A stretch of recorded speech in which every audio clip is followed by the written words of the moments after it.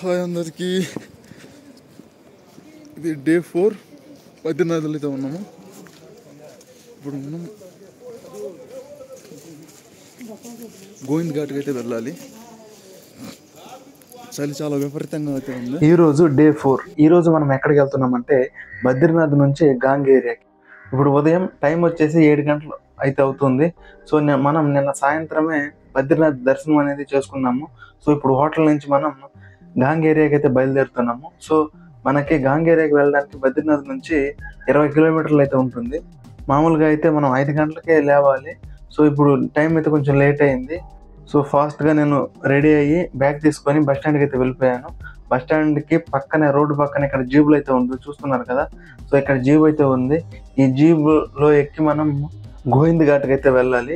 గోవింద్ ఘాట్ ఇక్కడ నుంచి దూరమే, కానీ ఈ జీబులు ఎక్కడికి వెళ్తుంది అంటే జోషిమఠ్ దాకా వెళ్తుంది. సో మనం మధ్యలో దిగేస్తాం కాబట్టి ఈ జీబోర్డు మన దగ్గర 150 రూపాయలు తీసుకున్నాడు. అదే మీరు ఉదయాన్నే మామూలుగా ఇక్కడ నుంచి బద్రీనాథ్ అయితే వెళ్తుంది బస్సులో, ఆ బస్సు ఎక్కేసి ఉంటే 100 రూపాయలతో పోయిండేది. సో ఇక్కడ మనం 150 రూపాయలు అయితే ఇవ్వాల్సి వచ్చింది. సో ఇదే జోషిమఠ్. ఇక్కడ నుంచి ఏంటంటే మనకి ట్రెక్కింగ్ అయితే స్టార్ట్ అవుద్ది. ట్రెక్కింగ్ వచ్చేసి మొత్తం 14 కిలోమీటర్లు అయితే ఉంటుంది. సో 4 కిలోమీటర్లు ఏంటంటే మనం జీబులో తీసుకెళ్ళి డ్రాప్ అయితే చేస్తాడు, 50 రూపాయలు ఛార్జ్. జోషిమఠ్లోనే మనకి అన్ని దొరుకుద్ది. ఫుడ్ మొత్తం ఇక్కడే తినేసి, ఒకవేళ బ్యాగ్ ఎక్కువగా ఉంటే ఇక్కడే లాకర్లో పెట్టుకునే దానికి ఛాన్స్ ఉంటుంది, అక్కడ అడగండి. సో ఇక్కడే ఫుడ్ తినేసి టీ తాగేసి ఇక్కడ నుంచి మనం ట్రెక్కింగ్ అయితే మొదలు పెట్టాలి. సో ఇక్కడ నుంచి ఏంటంటే మనకి సిక్కులు ఎక్కువగా మంది కనిపిస్తూ ఉంటారు, చాలా మంది మొత్తం వాళ్ళే. సో మనం సోలోగా వస్తున్నాం కాబట్టి మనం కూడా వాళ్ళతో కలిసి వెళ్ళిపోదాము. ఇక్కడ ఏంటంటే పోలీస్ చెకింగ్ అయితే ఉంటుంది. మీ ఆధార్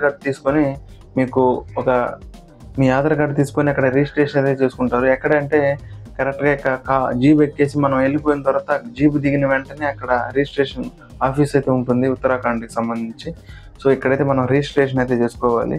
సో ఇక్కడ నుంచి అయితే మనకి ట్రెక్కింగ్ అయితే స్టార్ట్ అవుతుంది. ట్రెక్కింగ్ చాలా కష్టంగా అయితే ఉంటుంది. సో కొన్ని దగ్గర డౌన్ అయితే ఉంటుంది, కొన్ని దగ్గర ఎత్తు అయితే ఉంటుంది. కానీ ఎత్తులోనే ఎక్కువగా ఉంటుంది, ఎందుకంటే మనం ఒక 8000 అడుగుల ఎత్తుకి మనం పైకి అయితే వెళ్తున్నాము. సో అందుకు కొంచెం కష్టంగా ఉంటుంది. సో ఇక్కడ గుర్రాలు కూడా చాలా ఉంటుంది, మనకి డోలీలని అలాంటివి తీసుకెళ్లే వాళ్ళు చాలా మంది అయితే ఉంటారు. ప్రైస్ నాకు ఎగ్జాక్ట్గా తెలియదు, వాళ్ళు కూడా సీజన్ని బట్టి వాళ్ళ ప్రైజెస్ చేంజ్ అయితే చేసుకుంటారు. సో అది గమనించాలి.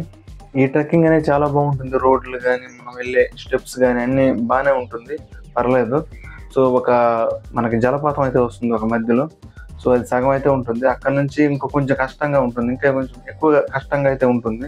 సో మొత్తం చెట్లు అయితే ఉంటుంది విపరీతంగా. ట్రెక్కింగ్ అయితే చాలా బాగుంటుంది. సో మనకి దగ్గర బరువు ఎక్కువగా ఉంటే కొంచెం కష్టంగా ఉంటుంది, బరువు తక్కువగా ఉంటే చాలా బాగుంటుంది. మనకేంటంటే దారి పొడుగునా మొత్తం సిక్కులే ఉంటారు, ఎందుకంటే ఇక్కడ హేమకుండ్ సాహిబ్ అని ఉంటుంది అనమాట. సో దాన్ని చూడటానికి చాలా మంది సిక్కులు అయితే వస్తుంటారు ప్రపంచవ్యాప్తంగా. ఎందుకంటే ఈ ప్రదేశం వాళ్ళకి హిమాలయాలు అంటే ఈ ప్రపంచంలో ఎత్తైన సిక్కు దేవాలయం ఇక్కడే ఉందన్నమాట. హేమకుండ్ సాహిబ్ అని దాని పేరు. మీరు మ్యాప్లో సెర్చ్ చేయండి, మీకు దొరుకుద్ది హేమకుండ్ సాహిబ్.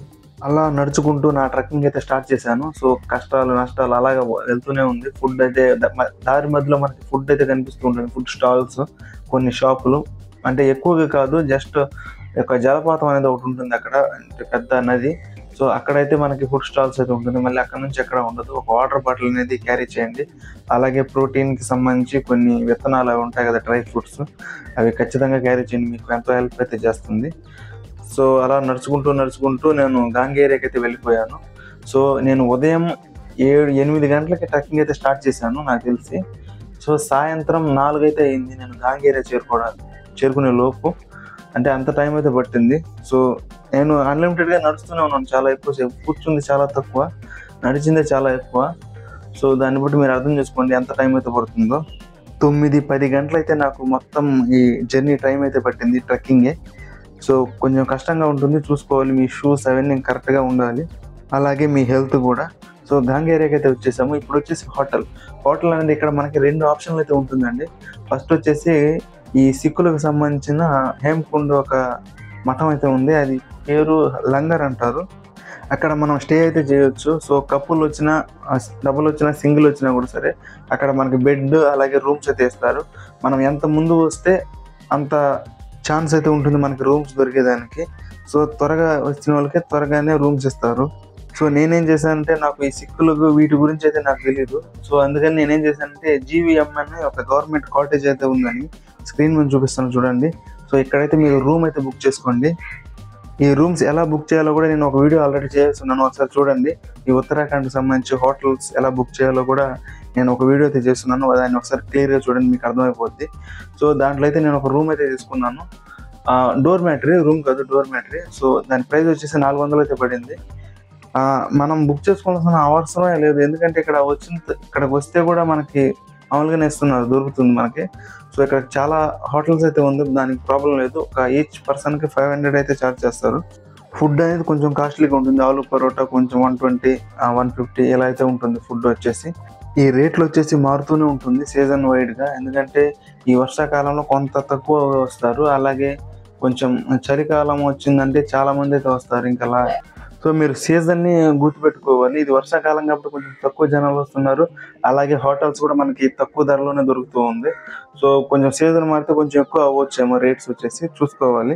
సో ఈ రోజుతో డే 4. ఈ రోజు ఎంత ఖర్చు అయిందంటే మనకి ట్యాక్సీ ఒక 150, ఇక్కడ నుంచి ఎక్కడ ఫుడ్ వచ్చేసి ఒక 200, ఇక్కడ ఒక హోటల్ 400, టోటల్గా మనకి 1000 రూపీస్ అయితే అయ్యింది మొత్తం ఫుడ్తో సహా. సో 1000 రూపీస్లో మనకి డే 4 అయితే కంప్లీట్ అయింది. నెక్స్ట్ వచ్చేసి డే 5 వీడియో అయితే చేస్తాను, చాలా బాగుంటుంది చూడండి. సబ్స్క్రైబ్ చేయండి, లైక్ చేయండి, కామెంట్ చేయండి. Thank you.